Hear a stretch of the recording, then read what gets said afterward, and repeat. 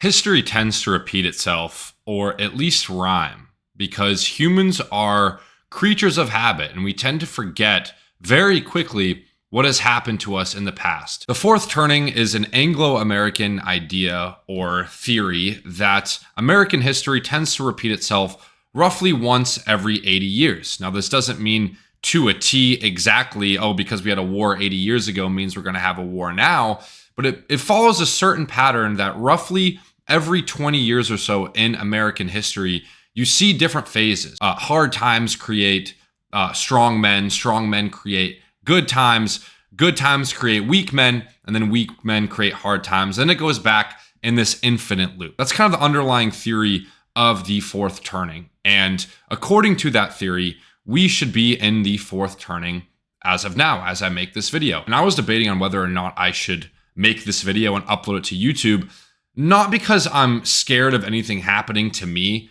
I'm not that schizo, they're going to be out for me. But just I'm worried about the implications in some people that they might have after listening to this, because I don't want to give off the wrong impression that we are completely doomed.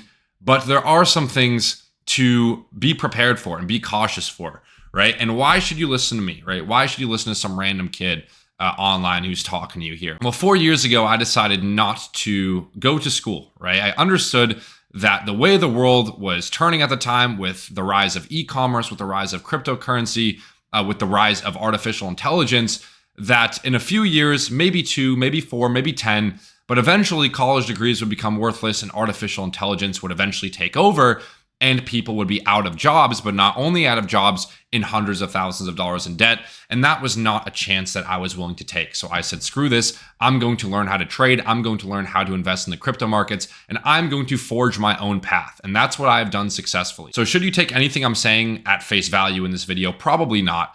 But I think it's important to be aware of what could possibly happen in the next decade or so. And I have some notes on my phone here that I want to share with you guys. And I think most of them are hard to disagree on. So by the end of this video, hopefully you know what to prepare for. And then also I'll give you guys my advice for what I would do if I was in your position, and what I myself am currently doing to protect myself and my loved ones from what potentially could be the next major crisis in America. So without further ado, let's get into it, right? The first thing I'm a little concerned about is growing political tensions.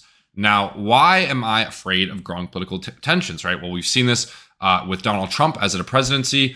It's very divided, right? Even before Trump, I think it was heading this way anyway. But it's very much left versus right? It's like me versus you. You know, back 40, 50 years ago, you could disagree with someone politically and still get along. And it seems like nowadays, if you're not on the same page, then you can't even have a relationship with that person. And there's also some other weird things I'm noticing, right? Like New York just elected a socialist as their mayor. Now, I don't want to get into my political beliefs. First of all, I'm a capitalist. Obviously, I live in the United States. I think capitalism is the best economic system that we have. But what does that tell you? That New York elected a socialist. Well, it clearly means that people are struggling. People are hurting, right? We're clearly in a time where people are willing to try something new because the current system isn't working for everyone. People are struggling. They can't afford groceries. So they would actually rather abandon what they've been taught, what they've been grown up knowing, which is capitalism, to try this brand new economic system. And I think things are going to continue to go that way. But I don't think capitalism is to blame for it. In fact, I think it's far deeper than that. It stems further than capitalism. It actually goes to the currency that we use. It stems from the Federal Reserve and the US dollar, and how people don't really fully understand that the currency that we use every single day, the currency that people work 8 hours a day for, is in fact not real. It's just numbers. It doesn't have any inherent value. And people are slaving away their lives to work inside of the system that they don't even fully understand how or why it operates. Along with the political tensions, I believe there's going to be more radicalized people, not only in general, but also taking positions of power, like we're seeing in New York right now. I mean, we have a socialist saying that, you know, we should abolish prisons. I mean, this is a radical belief to have, whether you're left or right. I mean, we're talking about socialism here.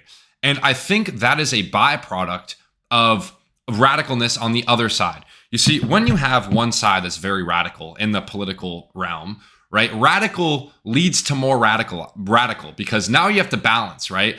Everything in this world is balanced, right? Everything has some sort of equilibrium. And when you have an extremely radical leftist, you most of the time will also see an extremely radical right-winged person, right? That's when you look at people like, Nick Fuentes and these other powerful voices, and you say, oh, well, this is a radical person.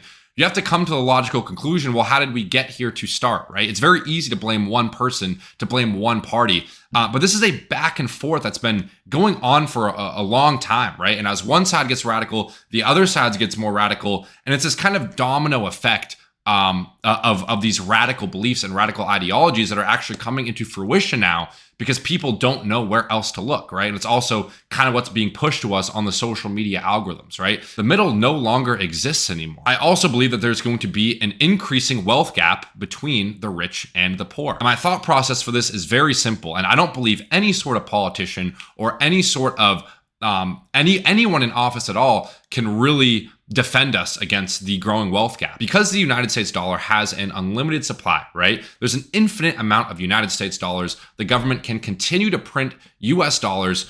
Where does that money flow, right? Money has to flow somewhere. Well, it's going to flow into the money markets, right? It's going to eventually flow into risk on assets. It's going to flow into real estate. It's going to flow into the stock market. I also believe it's going to flow into cryptocurrency, right? So you have to think about, well, who is actually owning these assets? Right? It's great that the stock market goes up forever. It's great that the money markets go up forever. But who actually owns the money markets? Rich people, because poor people can't afford the stocks. It's the rich people who own all the stocks, who own all the real estate. They're the ones getting rich from this influx of money that's being pumped into the markets.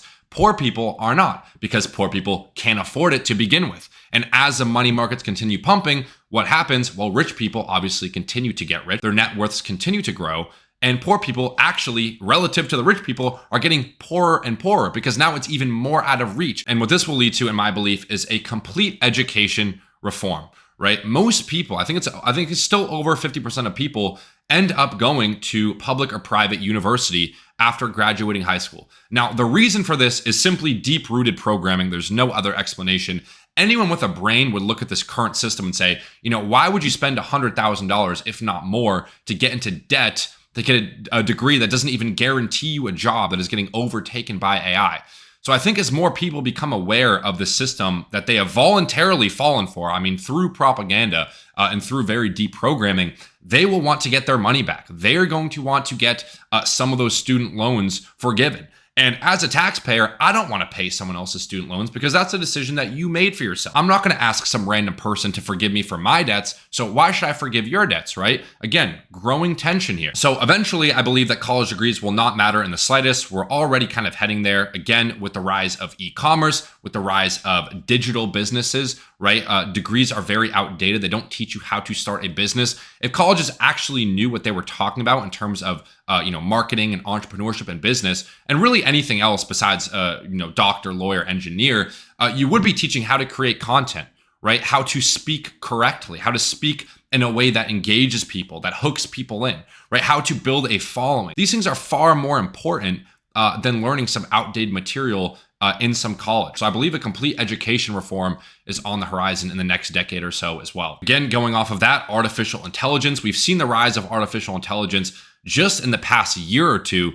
And the terrifying thing about AI is that its growth is not linear. It is not a linear growth. It is an exponential parabola going straight up. We're going at light speed. The advancements that we're making currently in artificial intelligence. And this is just what the public knows. We don't even know what these companies have behind closed doors. We're already seeing businesses like Amazon, like UPS, fire collectively millions of workers to replace them with robots. And I don't think people fully understand the implications of this. If we continue at this rate over the next decade or so, and other companies continue to replace their workers with artificial intelligence, which they will have to do to compete, right? In a capitalist society, you have companies competing with each other. To play at the top levels of the capitalistic game, you need to be as efficient as possible. Well, how can you compete with companies that are using robots other than to have robots yourself? Because robots and artificial intelligence are far more efficient than humans and cost effective. So why wouldn't they do that? Well, it's common sense. They are going to do that, and it's starting now, right? Think about how far AI has come in the past 2-3 years. And now imagine 10 years in the future. AI is going to start taking over most jobs, in my opinion. I think even maids, right? Cleaners, house cleaners, we're already seeing robots like Neo start to launch their own humanoid robots for $500 a month or $600 per month that can clean, that can do the dishes. I mean, this is literally a full-time house servant that has been completely delegated to a robot. So who knows the implications of this in the next decade? It's a very terrifying thought. You know, I'm thinking double-digit percent unemployment. Hopefully I'm wrong on this. I would love to see people employed, but I don't think it's going to be that easy, right? And then you could say, oh, well, artificial intelligence, AI is going to create jobs. Sure, it's going to create jobs, but it's also taking over millions and millions of jobs. So is it going to create millions and millions of jobs? I don't think the ratio is quite there. Home ownership will continue to be near impossible for the common man, right? We're already seeing that now. People can't afford to buy a home. Interest rates are high. The price of real estate continues to go up. And people say, you know, well, there's going to be a real estate crash. It's a bubble. It's going to pop. Well, is the bubble going to pop, right? And for how long will it pop for? Because again, with the United States dollar, with the unlimited supply, if shit hits the fan, the Fed is going to continue to print money to pump into the money markets, which also flows into real estate, which flows into the stock market. That's why these assets continue to go up forever. These assets will never decline past a few year bear market. They will continue to go up forever because that is a system that has been created for us. Everything is artificially inflated and it will continue to be so because the currency that we are using itself is artificially inflated. And this is the world currency, right? The world currency is the United States dollar. I think we're going to see more riots and protests. I think we're going to see a division between men and women.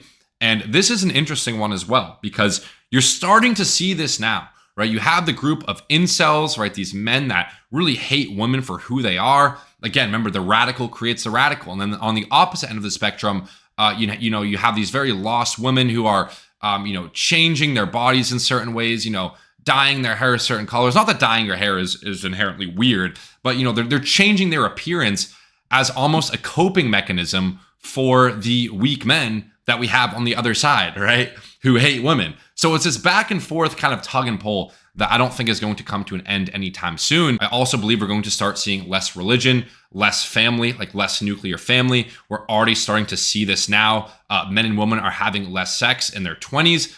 They're getting married less. They're getting divorced more. Again, this is all kind of tied together, right? It's all kind of under the same umbrella, the same Anglo-American system. So when one thing is fucked up, it's like a node that connects to the entire network and everything slowly gets contaminated, right? It's like this virus within the system. And unfortunately, the virus is unavoidable, in my opinion, because of how the system was created and designed in the first place. We're starting to see a lot more single women as well, who are 50, 60, 70 years old, who don't have any families, who made their decision to do that, but now are starting to regret it. I believe that this is a trend that's going to continue to rise. I think there may be more potential conflicts in the Middle East, maybe between US and China, maybe between US and Russia. Will this be a physical, battle where we're in war with them?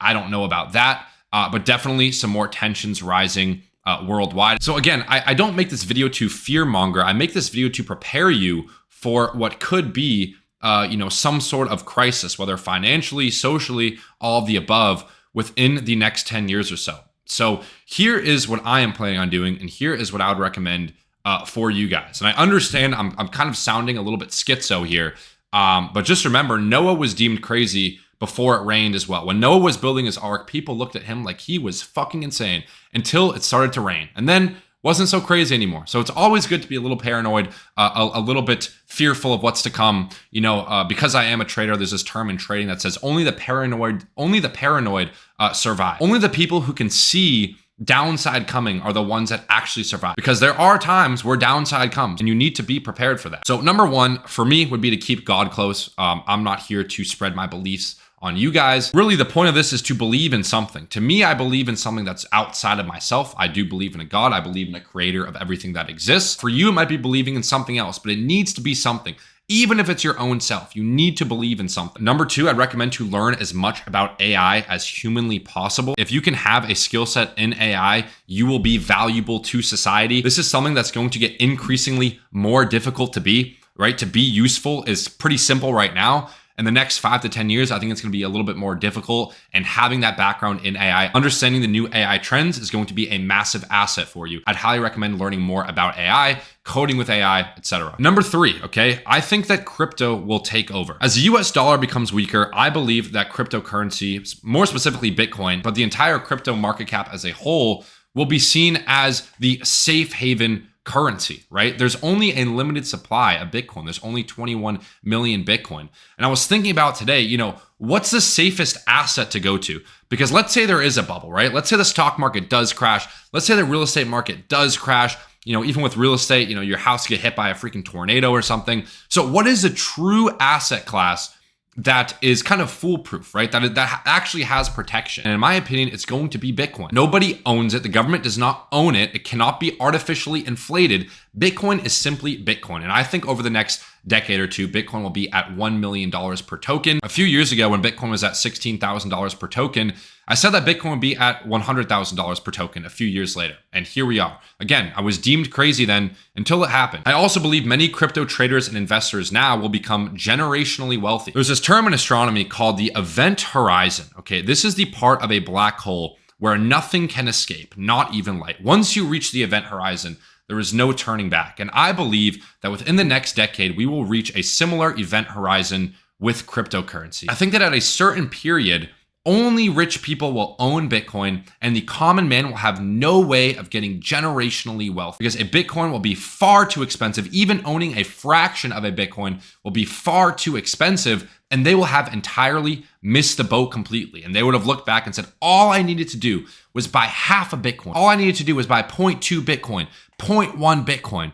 And I didn't do it. I had all this time in the world, and I still didn't even buy a fraction of the Bitcoin. And now the event horizon is here. Price is going to go up infinitely. And now I am out of luck and I've missed generational wealth. I think that's going to be very true for a lot of people. Hopefully not you guys that are watching this. But I believe that cryptocurrency has been and will continue to be the greatest wealth generation vehicle even for the next 10 years or so. That's what I specialize in. That's what I do full time. I'm a full-time trader and investor. I also invest in stocks as well, but mainly cryptocurrency. That's where I've made my wealth so far. And I plan on continuing to do that. So that is my thesis on where we are right now in American history. That is where I think things are going to go in the next 5 to 10 years. It sounds kind of, doom and gloom, but it's really not. I think if you prepare yourself, this could also be a massive opportunity for all of you guys watching who are prepared for this, who invest in learning a skill like AI, who invest in cryptocurrency, who will learn how to trade, who will learn how to get into the right ecosystems. I think it could be very lucrative and actually change your life for the positive and give you an opportunity to set up your kids. But what do I know? I'm just some random person talking to this camera, uploading this video to YouTube. But that's what I think. Let me know if you guys agree or disagree with me in the comment section below. Let me know if you guys want to see more videos like this. I love making these kind of videos. This is what I'm thinking about throughout the day anyway, so it's really no big deal to set up a camera and start talking. But I think that's going to do it for me. Make sure to subscribe to this channel, guys. We just hit 1,000 subs. Let's freaking go. Can we get to 10K? Let's get to 10K end of year. It sounds delusional. I think it's possible. I think we can do it. So make sure to subscribe to the channel if you guys haven't already, and I'll see you guys next video.